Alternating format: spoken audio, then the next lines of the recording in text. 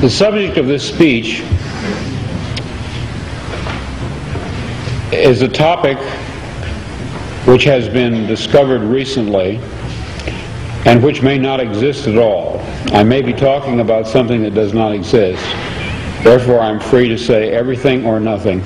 I, in my stories and novels, often write about counterfeit worlds, semi-real worlds, as well as deranged private worlds, inhabited often by just one person, while meantime the other characters either remain in their own worlds throughout or are somehow drawn into one of the peculiar ones. This theme occurs in the corpus of my 27 years of writing.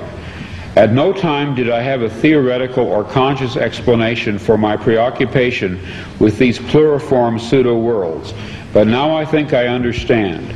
What I was sensing was the manifold of partially actualized realities lying tangent to what evidently is the most actualized one, the one which the majority of us, by consensus gentium, agree on.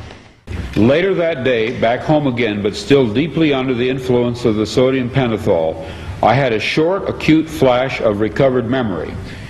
Then, in mid-March, a month later, the total body of memories, intact and entire, began to return.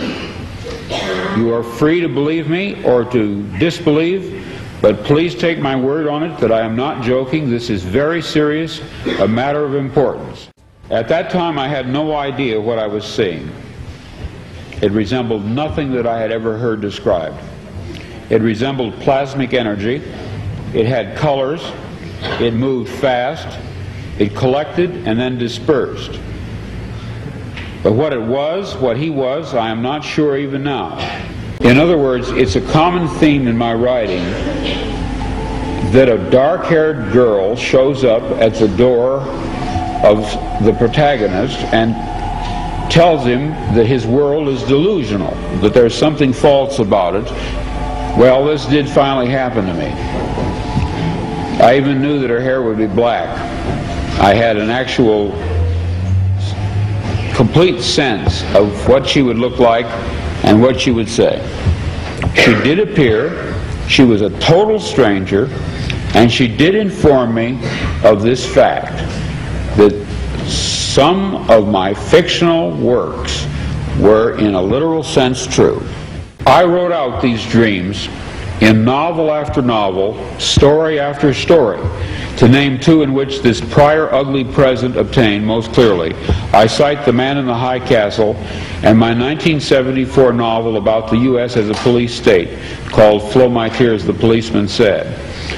I'm going to be very candid with you. I wrote both novels based on fragmentary residual memories of such a horrid slave state world. People claim to remember past lives. I claim to remember a different, very different present life. I know of no one who has ever made this claim before, but I rather suspect that my experience is not unique. What perhaps is unique is the fact that I am willing to talk about it. We are living in a computer-programmed reality, and the only clue we have to it is when some variable is changed and some alteration in our reality occurs. We would have the overwhelming impression that we were reliving the present, déjà vu, perhaps in precisely the same way, hearing the same words, saying the same words. I submit that these impressions are valid and significant, and I will even say this: such an impression is a clue that at some past time point a variable was changed, reprogrammed as it were, and that because of this an alternative world branched off.